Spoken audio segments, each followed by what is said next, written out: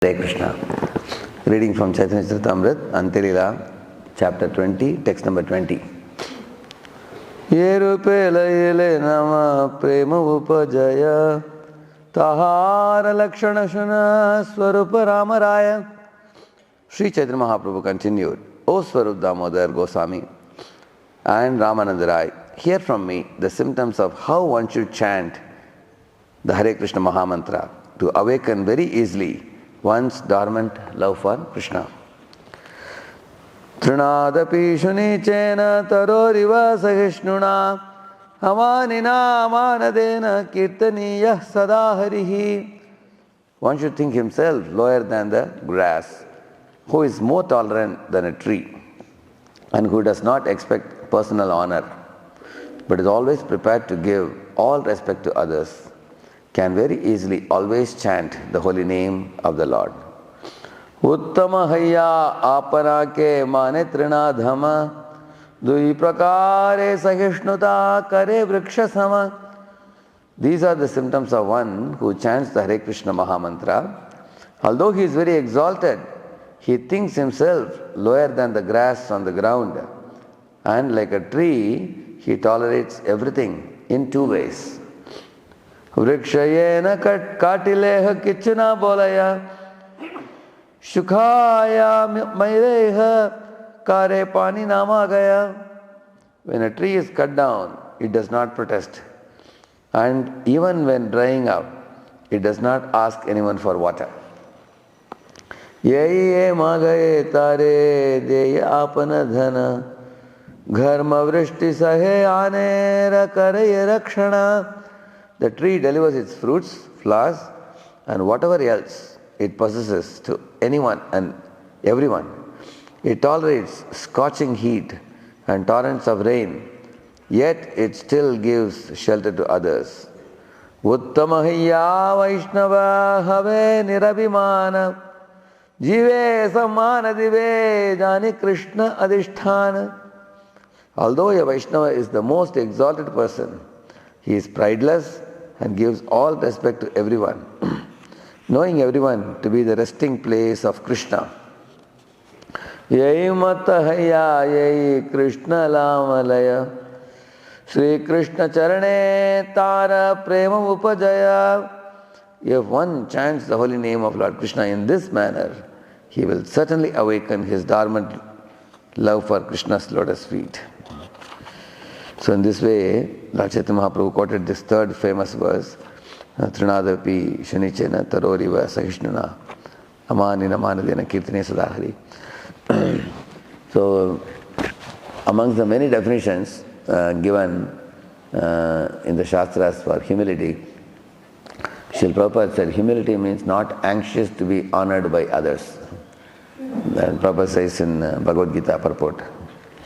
Also humility means knowing Krishna's greatness and recognizing our smallness, and having a firm faith that we are totally dependent on Him. For the air we breathe, for the water we drink, for the food that we eat, for the platform on which we are sitting now, at every moment we are totally dependent on Him. That's the lecture of Srila Prabhupada. The title was given Gaining Supreme Independence by Declaring Our Dependence on Krishna. It's independent, and ultimately fully independent person is that person who declares his total dependence on Krishna. So in this way, when one understands one's dependence on the Lord, understands his greatness, understands one's smallness, and is not anxious to be honored by others, like a straw in the street, people may walk over the straw and go. So, in this way, what is the result of humility? One thinks rarely about oneself. One thinks all the time about Krishna. It is said in the Rasa dance, when the gopis were dancing with Krishna, the remembrance of Krishna increased to such a degree. Sarvam Krishnamayam Jagat.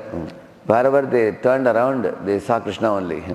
So they became so Krishnamaya that they forgot completely their very existence, they forgot, it is said. There is one verse which says, Yatra Yatra Netra Padi. It says, wherever Radharani put her eyes in that place Krishna became spirit. Krishna manifested in different forms playing on the flute.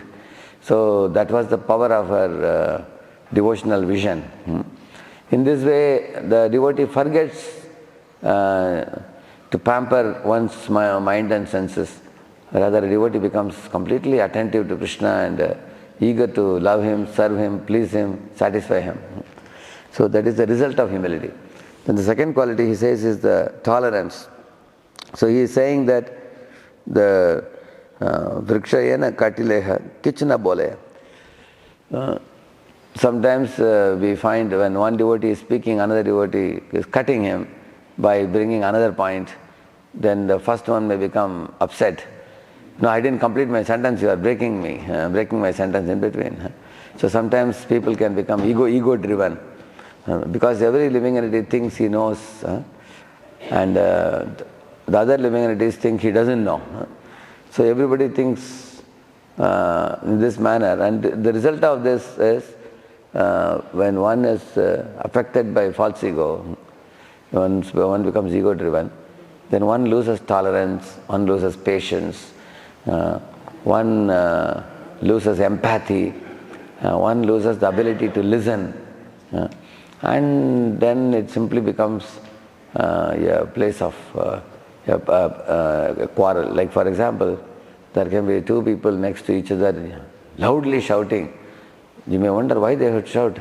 If they are far away, you have to loudly shout and call.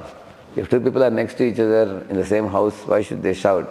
They shout because they refuse to listen to each other. When two people refuse to listen to each other, then they shout. So that is one of the points. He says that vrikshayena katileha kichna boleya. Even when a tree branch is cut, the tree doesn't speak anything. Shukhaya maileha kare pani namagaya. The tree will be drying up, but he does not present his demands. Hey, why no one is giving me water? Otherwise, how can I grow? How can I produce flowers and fruits? You didn't give me this, you didn't give me that. What has the country done for me? What has my friends done for me? What my relatives have done for me? What has temple done for me? People ask like that. People make complaints, we call it as blaming, mourning, wailing, or accusing, blaming, criticizing mode.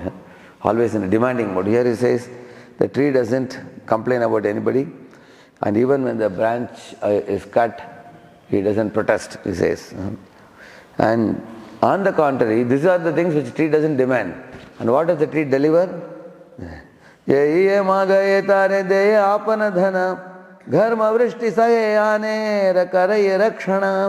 tree delivers its fruits, flowers, and whatever else it possesses to anyone and everyone.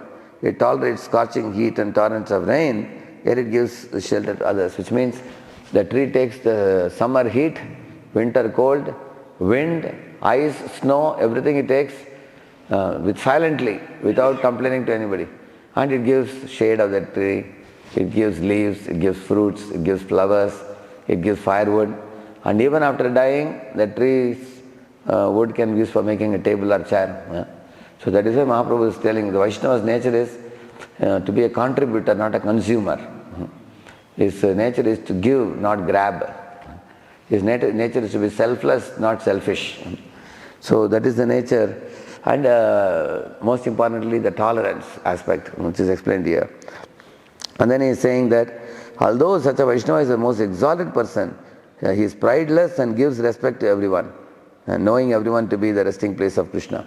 Because Krishna is there in the heart of every living being, and this Vaishnava loves Krishna, seeing that this jiva is resting in Krishna's lotus feet. Therefore, I will not offend him. He thinks like that. Because the father and son are walking together on the road, you cannot pinch the child or slap the child. If you do that, you can get into trouble, isn't it? Similarly, every jiva is accompanied by super soul. When the Vaishnava sees like that, oh, the super soul is there in the heart of this jiva, who is guiding him, protecting him, and like a father, so I should respectfully treat this jiva. Like that just like imagine you are studying in a college and the director's son is in your class. You cannot catch his collar and slap him. If you do that, you may be thrown out of the college. Correct? No? So in the same manner, everybody is like a director's son in this world. Everybody is like director's son or daughter. Because all are accompanied by whom? Paramatma, correct, no? So therefore, knowing that everyone is resting place of Krishna, the Vaishnava gives all respect to everyone. Manadena. Anamanina means prideless. One doesn't think oneself big enough to be respected. One thinks I am insignificant. I don't deserve any respect. I don't need any respect from anybody. If somebody notices him and gives importance, he wonders, why is he giving importance to me? I truly don't deserve this. I am insignificant speck. Sthitadhuli sadrisham, isn't it? I am like a small thing. So like that he feels. So because of not wanting any respect and always willing to offer respects to all, so in this way, such a devotee can go on practicing peacefully. In this manner, one chants the holy name. He says that, Ye mata haya ye Krishna namalaya Sri Krishna charane tara prema upajaya. If one chants the holy name of Lord Krishna in this manner, he will certainly awaken his dormant love for Krishna's lotus feet. Harinam Prabhu ki. Let's offer our humble obeisances unto all the Vaishnava devotees of the Lord, who are just like desert trees, ocean of mercy, full of compassion for the fallen conditioned souls. Vancha kalpatarubhyascha kripa sindubhya evacha patitanam pavanebhyo vaishnavebhyo namo namaha. Ananta Koti Vaishnava Vrindaki, Vaishnava Thakur Srila Prabhupada ki, Namacharya Haridas Thakur ki, Srila Sanatana Goswami ki,